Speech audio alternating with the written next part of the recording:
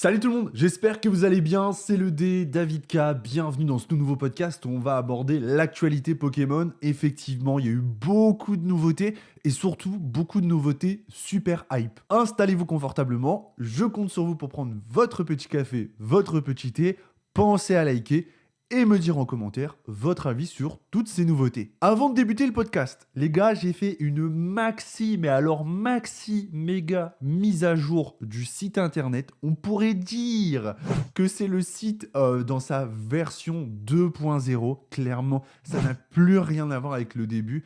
Alors franchement, ça me ferait super plaisir du fond du cœur si vous y allez jeter un petit coup d'œil et que vous me donniez un avis. Vous savez, nous, genre, les youtubeurs, influenceurs, ça, on a tendance à annoncer, genre, des chiffres toujours un peu extravagants sur le travail, etc. Mais ce que je peux vous dire, c'est qu'en une semaine, ça représente plus de 50 heures de travail et je dois être à 24 heures en 2 jours. Genre, vraiment, j'y ai passé, il y a eu une journée où j'ai fait 10 heures, 2 heures du matin et j'ai mangé devant mon écran.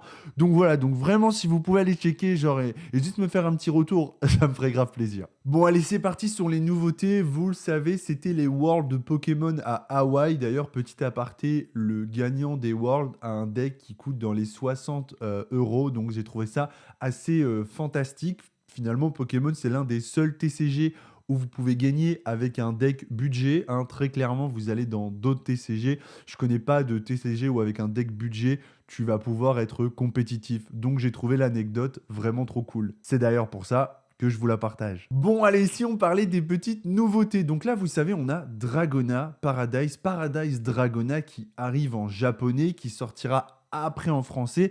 C'est l'équivalent de EV8, si je dis pas de bêtises, qui sera donc Paradis des Dragons. Et on a déjà eu des nouvelles cartes de révélées. Voilà, vous pouvez retrouver d'ailleurs les nouvelles cartes révélées en format short. Je vous les mettrai peut-être à l'écran, bien sûr, si j'y pense, si j'oublie pas au montage.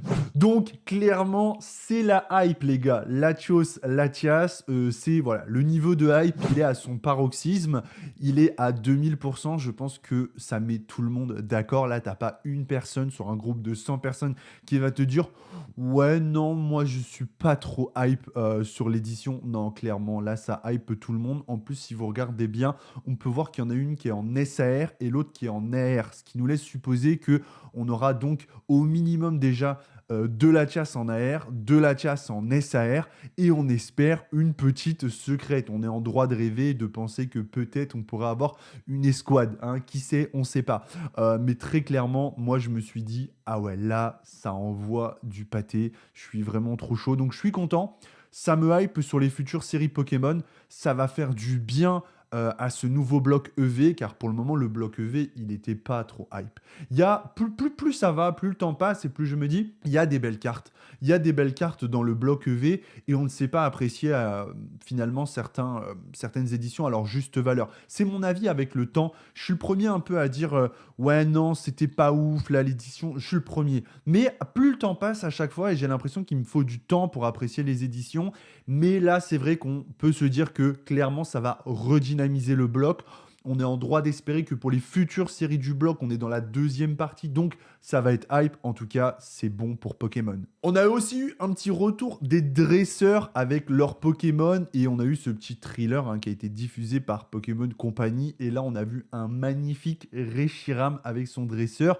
Bon, les gars, que dire de cette illustration qui est juste incroyable. On n'a pas la rareté, peut-être qu'elle sera après mise en ex, on n'en sait rien en SR. Je pense que c'est une AR classique, mais je vous la mets à l'écran, elle est juste incroyable. Là, je suis hype. Là, je suis hype, mais à 4000%, pareil. Mais je voudrais revenir sur la news principale de ce podcast, qui est finalement le thriller de la team Rocket. Ça faisait déjà quelques semaines qu'on entendait par-ci, par-là, on savait pas trop, des petites rumeurs sur l'éventualité d'une nouvelle édition Rocket, voire Team Rocket.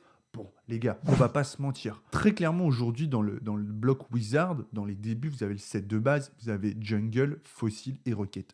Rocket, c'est peut-être le plus dark, le plus hype, mais c'est aujourd'hui quasiment impossible d'en avoir. Tu vois, genre, ouvrir du Rocket, c'est un truc de fou. Personnellement, on sait que aujourd'hui, le set de base, il est quand même un peu moins hype. Il est emblématique, c'est une valeur refuge, il y aura toujours des acheteurs pour des boosters, etc. Mais ça, en fait, il n'y a plus l'aspect rareté. Pourquoi? Parce qu'en fait, ça a été beaucoup plus imprimé que tout le reste du bloc Wizard. Et notamment Neo, après, Neo vraiment beaucoup moins imprimé que ça. Donc derrière, on a Jungle et Fossil. Personnellement, j'ai une grosse hype sur Fossil. J'adore Fossil, c'est incroyable, c'est magnifique. Mais Rocket, c'est quand même quelque chose aussi. Et là, ils nous hype avec une annonce de Rocket. Donc, dans Rocket, on n'a pas grand-chose, hein. Je vous mets le thriller à l'écran. On peut voir, je vous l'ai diffusé aussi en format short, l'actualité au format short sur mes différents réseaux sociaux, que ce soit YouTube ou Instagram. On peut voir le Mewtwo qui passe dedans. Donc très clairement, on s'attend à quoi?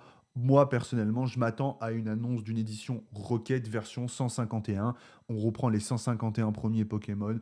On vous fait une version Rocket. Bien sûr, on attend de la Team Rocket. On attend du Jessie. On attend du James. On attend pourquoi pas du Giovanni, du Miaus, du Persian et tous les Pokémon de la première gène. Donc là, clairement, c'est annoncé pour début... non, c'est pas annoncé pour début 2025, c'est annoncé pour 2025. On est en droit de se dire que ça pourrait arriver pour 2025 au premier trimestre. Ce serait super. Et là, clairement, ça annoncerait une année 2025 hyper, méga hype.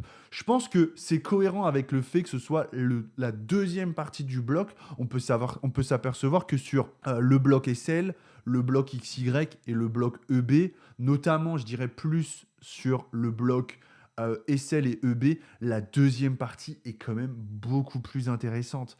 Le bloc EB, on a quand même eu... Bon, c'est un peu dur le bloc EB parce que j'ai vraiment boudé Point de Fusion et Reine de Glace, mais aujourd'hui, après coup, c'est une super édition. Reine de Glace, c'est quand même pour moi un banger, je ne cesse de le dire, les gars. Reine de Glace, c'était pas un game changer, mais il y avait quand même de très belles cartes, notamment avec le Silveroi, Cavalier de l'Effroi, VMAX alternative de Mitsuhiro Arita. Je le trouvais fantastique, c'est l'une des plus belles cartes de ce bloc pour moi. Et derrière, on a enchaîné avec Évolution Céleste et toute la suite du bloc avec quand même des grosses cartes, le Lugia Alt, le Giratina Alt, oui, on avait aussi, comment il s'appelle, le Dialga et le Palkia Alt, notamment le Dialga qui était fou. Donc, ouais, deuxième partie du bloc beaucoup plus hype. Et là, en fait, premier trimestre 2025, on est dans la deuxième partie du bloc EV et je pense que ça va être banger. Donc là, très clairement, ça va arriver très vite. Et je pense que après Noël, on va avoir une espèce d'explosion, encore une fois, au niveau du TCG Pokémon. Ça y est, Pokémon nous a entendu, Pokémon met les bouchées doubles et nous offre très clairement ce qu'on attendait, un retour aux sources. Donc j'ai hâte maintenant à voir la réalisation. Est-ce qu'on va revenir un petit peu sur un côté un peu vintage sur certaines cartes? Est-ce que dans un monde parallèle, je ne pense pas, mais on pourra avoir des numérotés ou ce genre de choses? Ou est-ce qu'on reste sur vraiment du classique, on nous fait une petite édition 151, pourquoi pas avec des God Pack. En tout cas, l'univers de la Team Rocket, je pense que ça hype tout le monde et j'ai hâte d'avoir vos retours en commentaire. En tout cas, ce qui est sûr, c'est que moi, je suis vraiment comme un dingue. En ce moment, je suis dans ma période Pokémon. Je vous ai pas révélé mes derniers achats. J'ai complètement craqué, j'ai dépensé de l'argent que j'avais pas. Je me suis mis à... Enfin, je fais des trucs de zinzin, je vois des items, j'achète. Du coup, je me dis, ouais, j'achète. Et après, je me dis, ok, je revends ça maintenant. Parce que là, j'ai fait une dépense, c'était un peu foufou. J'ai pas envie de dire, je me mets à découvert parce que c'est pas vrai. Mais genre, en fait, je fais des achats et je me dis, ouais, pas raisonnable du tout, là. Pas raisonnable du tout. Du coup, voilà. En tout cas, merci d'avoir regardé ce podcast. J'espère qu'il vous a plu. J'espère que vraiment, vous êtes hype. J'espère qu'on va tous partager ça ensemble. Et j'ai vraiment hâte d'avoir tous vos retours en commentaire. C'était le D pour un nouveau podcast. Je vous dis à très bientôt.